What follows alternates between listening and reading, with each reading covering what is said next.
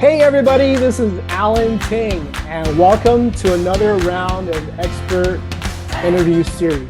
And today I'm super excited. I always say I'm really excited, but I'm always super excited because I met a gentleman, a young man, when I heard his story, totally inspired me. And usually in our expert interview series, we talk about parenting, we talk about different methods, parenting methods, how do we raise our kids and things like that. I also want to bring a different perspective. A lot of parenting is about motivation. And we talk a lot about motivation in our academy, but the thing is, I want to give a different perspective and give more detail and more enhanced detail about motivation. Because if you really think about it, what really motivation is, it's a decision that you make in your life. It's like, never, ever, ever am I going to go through that again. Never, ever, ever that I'm going to deal with this again. Enough is enough. And it might take a long time to get there to finally make that decision. For example, I'm trying to lose 50 pounds and you hit that threshold and you're like, never, ever in my life am I going to jeopardize my health. So I'm going to go on a diet. So I'm going to go find a trainer. So I'm going to eat healthier so I can feel better. So that's what motivation is about. And today we have a special guest. Jeffrey Martin is going to talk about his motivation and his inspired story, because the first time I heard it, I'm like, oh my God, I can't believe what this guy has gone through, because he's got shot twice. The first time he got shot, he became paralyzed, so he had to sit in the wheelchair. And the second time he got shot, he was in a chair and getting shot. And on top of that, he's been in jail 5 times, okay? His parents did drugs. It's not a pretty story, I totally get it, but anybody in his position could have blamed his parents, could have blamed the world, could have blamed the economy, could have blamed his friends, but he didn't choose to do so. In fact, he took charge of his life, and as of this year, in his business, he started his own business, by the way. I think this is his second year in business or year and a half in business. He's on target making $250,000 by the end of this year. Man is such an inspirational, he's got such a great story, phenomenal story. So welcome, Jeff. How you doing? Thank you for, I'm blessed by the best. Thank you for having me, bro. So let's just dive in right deep in. So I remember you're telling me a story that you're 19 years old, you're trying to sell a TV for your friend, and next thing you know, you got shot in the back, right, and you became paralyzed. What happened there?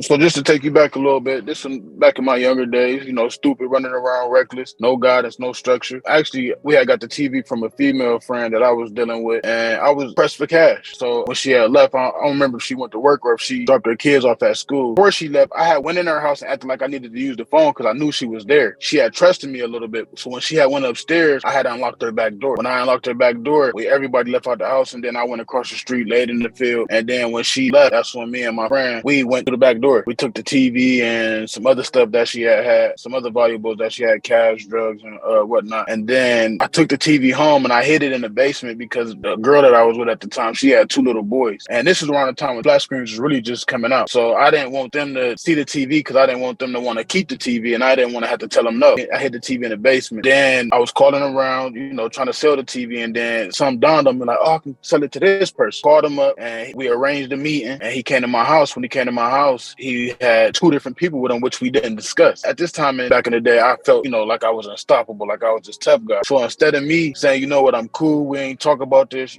just never mind. When the lady said, what, you scared? I just was like, man, nah, I ain't scared, and let him in. So I let him in. Keep in mind, the 2 little boys was at the house. My ex-girlfriend at the time, she was out running some errands. And so it's me and both of the little boys. They was in the next room, on the computer or whatnot. So I take them downstairs and show them the TV. So I forgot I had a plug upstairs in the drawer. I run upstairs to the kitchen and get the plug out the drawer. I come back down, and then I turn my back, plug it up, and on my periphery, I see the arm. And as I look back, and they pulled a gun on me and said, you know what this is, take the TV upstairs, blah, blah, blah, blah, blah. Now, mind you, at this time, I'm still not even in my right mind. I'm still talking smack back. Nah, if y'all really want the TV, have such and such, take the TV upstairs, and blah, blah, blah, blah. We went back and forth for a second. They took the TV upstairs. I go outside. We get into a shootout. This is in the middle of the winter time, and I had on, a Crocs. I had those on in the middle of the winter time. Like I said, I wasn't even thinking about it. I wasn't thinking at all. Thinking about no cover or nothing like that. They pulled up 2 cars deep. It was 3 of them. It was actually another person in the car I didn't even know about. So it's 4 people altogether. So when I go outside, like I said, we get into a shootout, and me trying to be cocky again, I'm shooting with one hand, and he grazed me right here in my left arm. So I dropped my gun. I still to this day, even when I talk about this, outside of this, I still to this day don't know how I got shot in my back. I never tried to run or nothing like that. So I'm not sure if I slipped on some ice or whatnot. Cause like I said, this was in the middle of November, maybe like a week away from Thanksgiving. So it was kind of bad out. But I still don't understand how I got shot in my back. That's how I ended up getting paralyzed. I got shot 2 times in the back, grazed right here. Then I got shot in my forearm, which knocked the bone out. And right now, like there's no bone from about right here to here. It's a metal plate and 6 or 12 screws. This happened so long ago, but it's a metal plate. So that's what happened on the first situation. How did you get shot second time when you in the chair? The second time, drug transaction going back. It was over a car. So what happens is in the streets is you'll get somebody some drugs and they let you use their car. On this particular day, the guy probably used all the stuff that I gave him. And so he called demanding for more. And I'm like, nah, bro, I'm supposed to pay you again in the morning. You feel what I'm saying? So he came over to my house aggressive or whatever, whatnot. He tried to pull his gun out on me. Well, I'm trying to take the gun. So we end up tussling over the gun as I'm leaning in the car, wrestling over. Honestly, I ain't even gonna lie to you. I thought he was bluff. I didn't think because it was, mind you, it was nighttime. But when he cocked the gun back, I never seen a bullet go in the chamber. So I'm like, oh, he just trying to scare me. So I'm like, just give me the gun. Give me the gun and you can leave. You feel what I'm saying? But so as we tussling, the gun just went off and I got shot in my chest. I ended up going to the hospital. I was on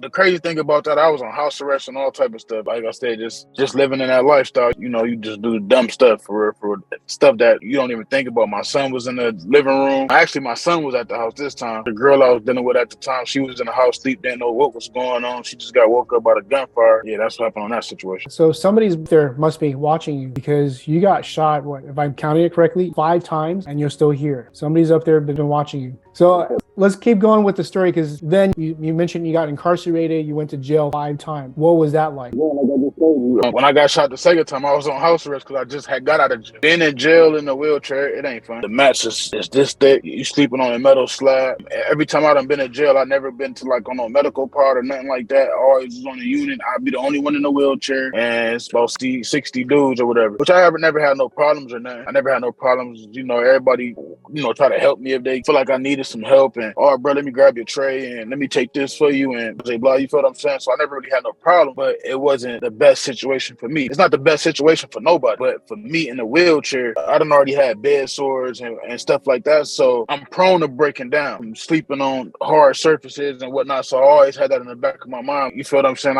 My health could end up going bad. They not gonna treat you, the guards I'm talking about, they treating you just like how they would treat you standing up. They ain't singling me out. Oh, you get some special privileges because you're on a wheelchair. There's none of that. You in jail, you in jail. It wasn't fun at all. And like I said, the longest I've been in jail in a chair was 4 months, 6 months altogether. I was in jail 4 months, and then we got a place called CCA down here to like a place you go when you get out of jail, and it's a program you got to complete. So I went there for 2 months. I was actually supposed to be in this program for 120 days, but what saved me is because I had to get surgery. So they had to just terminate. That's the only thing that saved me from standing there for 4 months, but it was rough. Like, you got to imagine, I use the bathroom different, and everything is pretty much different for me. So like I said, it was rough. It wasn't fun at all.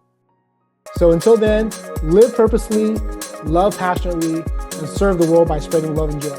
We'll see you another round.